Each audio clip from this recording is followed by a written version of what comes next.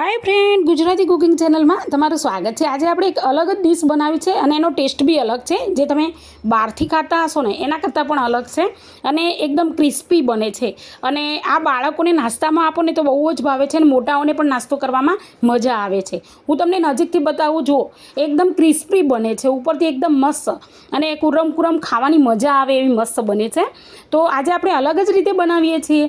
તો please video સારો લાગે ને તો મારી યુટ્યુબમાં ચેનલ નવી છે, પ્લીઝ હેલ્પ કરો અને સબસ્ક્રાઈબ કરવાનું ના ભૂલતા અને કોમેન્ટ કરજો અને લાઈક તો ચોક્કસથી કરજો।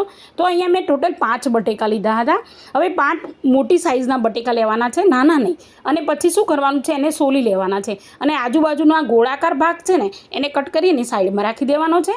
અને પછી આ છે ને અહીંયા કટિંગ કરવામાં ઘણીવાર તકલીફ હોય ને, એટલે શું છે કે ફ્રેન્ચ ફ્રાઈઝ જેવી બનવી જોઈએ ને એ એક્ઝેક્ટ એવું રિઝલ્ટ મળતું નથી। એટલે આપણે શું કરવાનું છે, આ પીસ મેં કરે ને ખાસ જોઈ લેવું કે એ ટાઈપના પીસ હેવી કરવાના થોડા।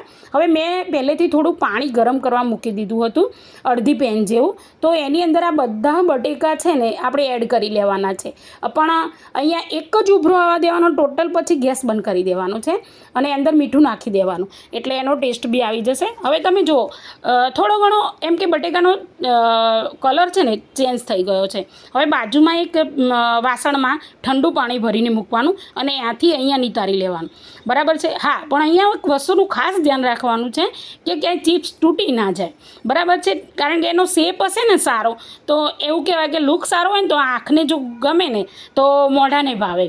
તો એ ન્યાય અહીંયા આપણે તૂટી ના જાય એનું ખાસ ધ્યાન રાખીશું। હવે આ બટેકા બધા અહીંયા કાઢી લીધા ચાળણીની અંદર। હવે એની અંદર રહેલું જે પાણી છે ને એ પણ આવી રીતે કાઢી લેવાનું છે, બિલકુલ પાણીવાળું ના હોવું જોઈએ। હવે એ વસ્તુનું ખાસ ધ્યાન રહીએ।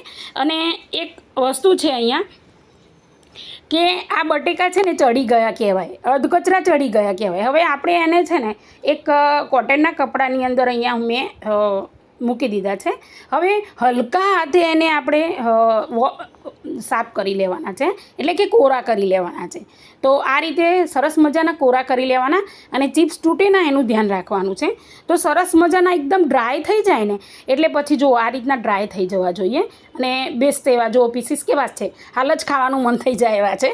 તો હવે શું કરવાનું છે, આ સ્ટેજે તમારે એક થાળીની અંદર ચાળણી આપણી બટેકાવાળી મૂકી દેવાની છે અને એની અંદર આપણે કોર્નફ્લોર જે બહાર મળે છે ને, કોઈ પણ કંપનીનો ચાલે, અને કોર્નફ્લોર ના હોય તો આરા લોટ પણ ચાલે છે।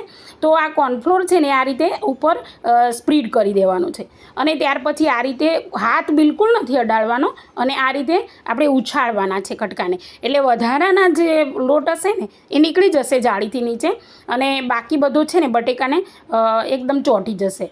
પછી આપણે અંદર હાથ હલાવી અને જો 1-2 બટેકા રહી ગયા હોય તો એને સરખી રીતે કોટ કરી દઈએ, એ રીતે હાથ ફેરવી લેવાનો। તો જો આ રીતે બધા કોટ કરી લેવાના છે, આ સ્ટેજ ક્યારેય ના ભૂલતા।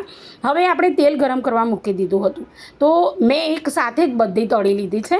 તો તેલ કેટલું ગરમ થવું જોઈએ, આપણે પૂરીમાં જેટલું ગરમ કરીએ છીએ ને એટલું તેલ ગરમ કરવાનું છે, કેમ કે પૂરી નાખીને એવી તરત જ ફૂલીને બહાર આવી જાય, એ સ્ટેજે અહીંયા તેલ ગરમ કરવાનું છે।